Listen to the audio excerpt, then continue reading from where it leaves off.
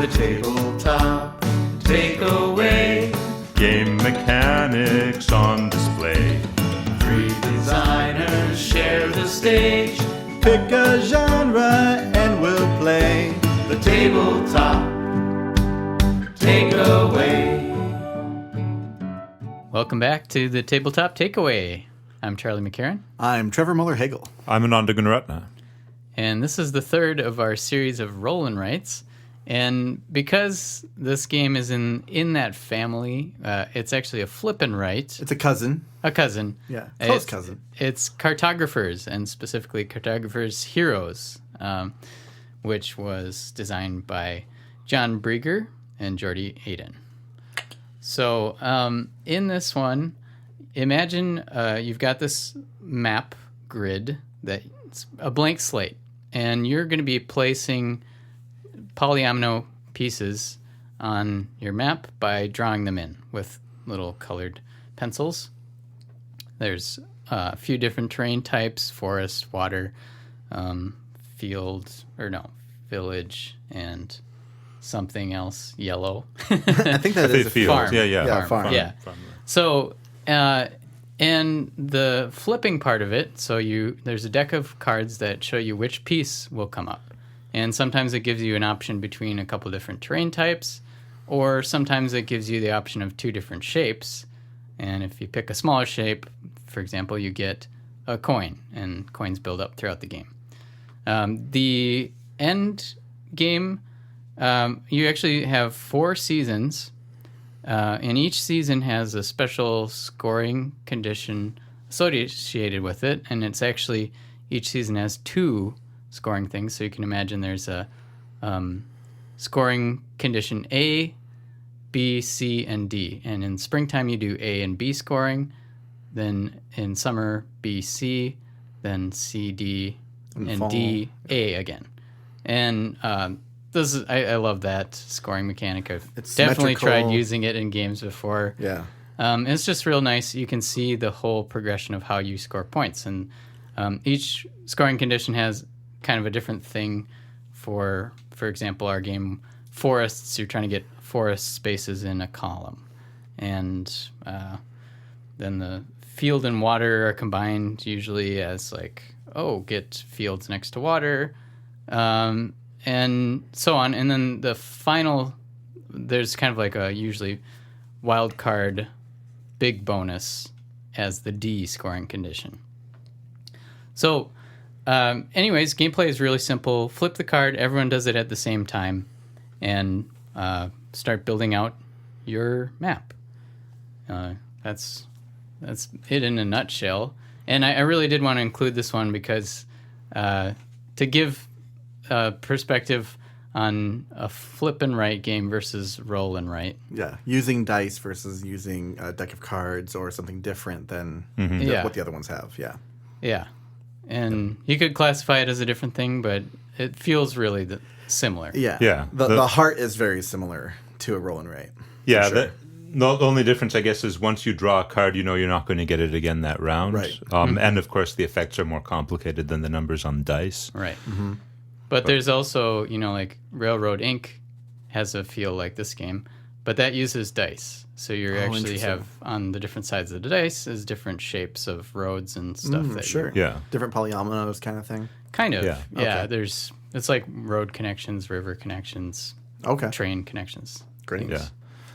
Yeah. Charlie, you were talking about the scoring condition, and just liking that a lot, and I agree. I think this sort of goes back to one of my things, foreshadowing, because the thing the scoring condition does really well is it's going to happen twice. Mm-hmm. All of the specific scoring cards happen twice, and the first time they happen, they sort of really engage with the player so that they understand, okay, here's how I'm getting points from this, so that the second time that they happen, they can, get a lot of points, as opposed to only happening once, in which case players sometimes don't fully understand the implications, even if they know how it works, they don't sort of have a sense for how strong it's going to be. Yeah. So doing that twice lets them see it coming. Yeah, and the nice thing about the setup is the first one, the A scoring condition, is always easier to understand, and the D is Oh, always interesting. kind of like the most complicated to pull off. Yeah.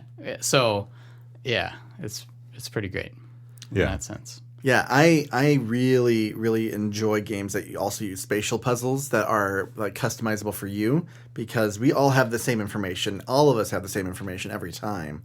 Yet somehow we end up with wildly different cards that have very different places where we've comboed things, or like you can surround mountains to get coins. Maybe some of us did that early on, some of us did it later. And you can just kind of get a really diverse game experience, even though you're playing on the same thing, the same field, same cards, same objectives. Which is really fascinating. Like, you don't see that in a lot of games. Normally there is some more, I get this, you don't. But yeah, it's really cool. Mm-hmm. Yeah. We've talked a lot about scoring in this series of roll and writes for some reason. But it does feel integral to get it right in a roll and write. Yeah. Especially since you're doing your own thing. Right. And so scoring is like really the key tension interaction point that you're aiming at. Yeah. Yeah. Well, and one of the nice things about roll and writes is because you're writing everything down, they really do lend themselves to more complicated scoring systems. Yeah. Because you have the aid of the paper to help you, track how many points you're getting. And also there's something to be said about you having the ability to like make notes for yourself, or like do something differently that maybe they wouldn't have thought of, that your brain works differently than what they think of. So like, you can actually write down, okay, this gives me 3 points every turn. So I do for my coins, I can just put 3 per turn, so I don't forget that. Oh, so like you have that. I didn't do it, but like, but you could. But you can. And Three I know Sisters had a little space for a journal. Yeah, it had a if little you journal forgot what space. you Yeah, were I didn't doing. say that before, but yeah, you could write down your journal like, okay, remember when you do a thing, you get all this stuff. Yep. And it's great to have that kind of customized experience, because it becomes more of the person's. Just to even build on that, these sheets alone actually lend themselves to creativity too, which I thought was kind of interesting. At the very top, you can put your cartographer's name, their title. There's also like a little banner that you can put the name of the kingdom you're working for, or like a shield that you can draw the emblem on. And it's just like, oh wow, you could actually just play around with stuff as you're like either waiting or just because you're having fun. And just I did the boring method of coloring in just the color, but if you don't have colored pencils, you have to draw do the shapes. And playing in with that version is kind of fun too, because you get this little And I made trees. Some people like making really nice trees. Oh yeah, and I'm horrible with trees. Oh my god, and my houses are fantastic, but it's just it's fun. Drawing generally is fun. Yeah. I mean, and that's another advantage of roll and writes. You can just draw. Yeah. Yeah. Yeah, and I just realized that I've made a roll and write. I kind of forgot about. I did a project that was probably very inspired by cartographers. Sure. It's like drawing in on a map of Minnesota, because I was commissioned by a park. Oh yeah. Cool. Yeah. I remember that. This. Land of 10,000 Mistakes. Yeah. Yes. Thanks, Josh Ackerman, for that title. It's great. Our state slogan is Land of 10,000 Lakes. So, Land of 10,000 Mistakes is about the sea level rising, and what if Minnesota got flooded? It's very hypothetical. Some context for those out-of-state listeners. And not relevant to all the storms we've been having this year at all. And, it's bad here. Topical. Oh, man. That was a tangent. But in summary, I learned that it was very fun at this event. It's so easy for people to pick up and play a roll and write. Yeah. Like, the rules fit in one page, and people love drawing. We used erasable markers on laminated sheets. Yeah. And it's great for events, and now they use them for their wilderness educational things. Oh, that's cool.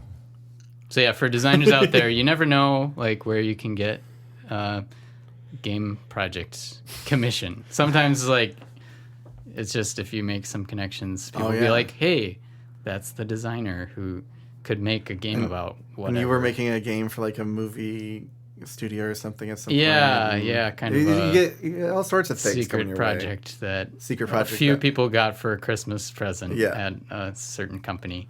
way. Yep, that we will not name any names. Yeah. But it's neat just Yeah. to have little random stuff like that. Anyway, Yep. we're still doing back on tangents again. Okay. Well. Well, so this is not my takeaway. I'm not going to start with that. But Pre-takeaway. pre-takeaway, what I really loved is that you have this like peaceful, you're drawing, making your map, then all of a sudden you reveal a monster. And this is, I think, specific to the Heroes version of Cartographers. And you have a monster, and then like, oh man, now that's actually giving me negative points. But you can potentially draw a hero to help you fight it. And so that's all taking up space on your board as well. And so you're having like these combats happening, and you can kind of like work around the monster so you can like limit the damage they're doing. But yeah, it's just a really fun little like twist to what you're working Yeah. on. And the monsters are drawn by the player on your right Yeah. or left. Yeah. Right, you don't so get to place them. Yeah, which is really fun. Take that kind of thing. But Yeah, I mean, you know, it's interesting because roll and writes, like, I guess one of the weaknesses of them is that once you write something down, generally you're not going to be able to change it, right? Like, Right. in most board games, you can move pieces around. So, like, if you have armies, they can move around and attack each other. But here we have a representation of combat that works just fine with the sort of fixed, permanent nature of Right, roll yeah. and write play. And it's obviously very zoomed out too, but like you do have that feeling of Ananda just had his eyes go wide. No, and please don't mind me. but yeah, just having this like zoomed out combat situation. I think we only drew one hero the whole time. And Charlie used it to take out a couple of the Gorgons that were invading his lands, and I used it to kill the zombie that was about to start spreading nasty zombies throughout the lands. So like, yeah, it's fun being able to have that kind of diverse interaction. yeah. Do you have a takeaway, Ananda? You're writing down some stuff over there. You must have. I think my takeaway would probably just be that if you have a complicated scoring system, then you should have it trigger multiple times, not just at the end of the game. Like this is one thing in Seven Wonders that bothers me a little bit. The science scoring condition in particular is quite complicated. I mean, you're squaring stuff and adding it together, but for new players, it's not entirely clear what the value of science is. Right. And it only scores at the end of the game. Whereas in games like this, you know, just back to the scoring system, it happens multiple times. So new players understand how it works because, you know, they see it earlier on, and then later on they understand it and can, you know, properly prepare for it, as opposed to having this, you know, scoring complicated anything that's not like really intuitive, like add up these numbers and that's your score. More complicated stuff should happen multiple times. That's my takeaway. And that avoids the gotcha moments where it's like you play a point salad type game and like, wait, what? That's how this scored for the whole game? Right. Yeah. Or like farmers in Carcassonne. I love Carcassone, but farmers can trip up new players. For sure. With how powerful See our episode on Carcassonne. But yeah, so I actually want to build off of what Ananda's saying too about, you know, victory points triggering multiple times. And, you know, that's pretty clever. It's the same thing where at the very end is when you tabulate all your points, but you can kind of see your progression as you go. Yeah. Which is great. But I also like, for this game specifically, how each objective scores twice exactly. And you don't score more than twice. So if you're focusing on a tactic and then you don't plan for what happens after that tactic, then you're going to be like, okay, I'm going to have a shortage of points now. Was that enough, like, to get me to where I needed to be? Or do I need to focus on those other things in the other rounds? So, like, you do the A in the first round, but you could technically focus on it a little bit every other turn so that by the time it comes around again, you get a huge column of trees, for instance. So just like it gives you kind of that, yes, this is a good strategy for now, but you need to stay mentally flexible to jump to the next thing as well, to kind of keep the ball rolling. And I really like that specifically for this game because you can't latch on to one strategy. You have to keep jumping. Yeah, it's another thing that forces you to engage with all the different parts of the game, much like the fox in... Exactly, yeah. Clever. Yep. That's a good connect right there. Yeah. Trying to think what my takeaways are, because I'm trying to think of a new one, because there's things I really like. The scoring system, I like the time track of how when the round ends is a little bit unknown. Yeah. I've used that as an example of pink noise randomness. So there's like totally randomness, white noise. That would be like, a die roll. And then there's brown noise randomness. There's a whole talk by Jeff Engelstein on this thing. But there's not too many. When I was teaching, I was like, what is an example of pink noise randomness? And it's where you think, you kind of like have an idea of when something's going to happen, but you can sort of predict a little bit better. So how the time track thing works is each season the season will end once you have a certain number, and each number on the cards that you draw and lay out is like 0 to 2. And so each card that comes out might accelerate time towards the end, but you don't know exactly when it's going to And then winter is also the shortest season, so you're actually at a time crunch already in the winter for that last turn. Yeah. So you have a little bit to play with, but you know roughly when things are happening, versus something like Spirit Island, which is, more concrete when things will happen. They're going to happen at this time. So you don't really have that kind of pink noise. It's more solid. Mm-hmm. Yeah. Yeah, I like that too, because it's like, okay, within a turn or two, it's going to be over. Mm-hmm. I like that a lot more too. Yeah. Yeah. Did you say a takeaway? I was piggybacking off of Ananda's a little bit. Yes. So my takeaway specifically being that I like that there's exactly 2, so that you remain mentally flexible, but are able to learn for potentially your first mistake if you didn't catch anything on that first score of a letter, so to speak. Yeah. I like it. And then it's like, okay, the second one, now I have to do this. Okay, now I have to move on to something else. Mm-hmm. And so you're kind of constantly moving instead of trying to trap yourself in one strategy. I think my takeaway official is the monsters. Okay. I think I kind of had forgotten about the fun that comes along with them.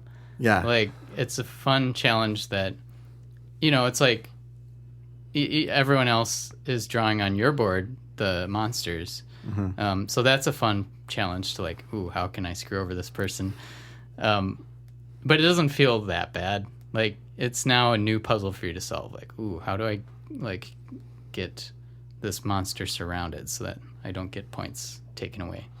And so you try to kind of put the monster in a place where they can't really do something super clever.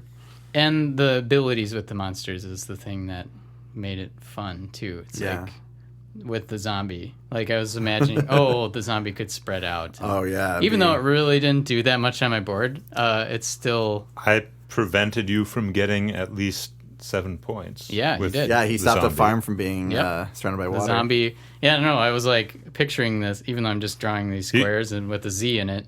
Yeah, you thought I'd put it in the middle of nowhere, but I used it to block you. Yeah, you blocked... The zombies attacked my farm and started eating all my corn, so... Yeah. Well, I think... Any last thoughts on Cartographers? I am going to throw in one extra special takeaway so that it can be a little bit more unique than piggybacking off of Ananda's. Okay. Great. There's 4 seasons, right? Yeah. And you have 4 scoring areas on the sheet. And I really like how easy it is to see how well you've done, and then even compare to other people how well you've done in each season. Mm-hmm. And then so they didn't focus on that. Maybe I need to focus on that, so that when it comes back around again, I can hit that A really well. Yeah, I could clearly see that Trevor was winning after round 2. And I realized I actually didn't even count my 4th season up well enough. I'm short like at least 10 or 9 points or something. Wow. So doubling my score wasn't good enough. Wasn't good enough. I had to just, Yep. keep going. But yeah. Well, and then it also, the graphic design helped us realize that the monsters score every round, right. Which I didn't remember that. Yeah, we thought we just scored the once when they hit the board, but no, they score perpetually. Yeah. They're like anti-coins. Yeah, anti-coins. Coins score every round, if we didn't explain that. Yeah. And I'll also talk about coins. So I know we're wrapping up, but like the coins I find really interesting because you can get coins from mountains surrounding a mountain, or from cards using fewer tiles on some of the cards, fewer blocks, and the coins are great, but have a diminishing return with each round or each season that you go through, and so that first season, if you can get a lot of coins, then all of those coins will pay you every season. Which is great, and that's a great income. But if you're getting a lot of coins on that last season, there may be a more strategic thing to do because those are only 1 point apiece. Yeah. Versus 4 points apiece at the beginning in the spring. And I think that like weighing that cost benefit analysis is really interesting. Because I actually started you would to find that interesting. Yeah. I started this around a mountain, and I'm like, wait, that's 1 coin, and we're in. I think we were like towards fall. I'm like, well, that's 2 points. But if I just block off this thing, I get 3 points now and the next turn. Yeah, let's just do that. So there's like 6 points difference, or 4 points difference. That's really interesting. I think my main takeaway is I want to find out what bank they're using that pays out that kind of crazy interest rates. Oh yeah, 100% every season. Yeah, love it. I need me some of that. Yep. We have a 400% APR. Oh, all right. I'll take it. I'll take 2, please. So, well, on that note, join us next time for our wrap-up bonus episode on Roll-and Rights. Hey, thanks for listening to The Tabletop Takeaway. This podcast is made possible by listeners like you. So please tell your friends and visit our website at thetabletoptakeaway.com, where you can suggest games and mechanics for us to cover next on the show.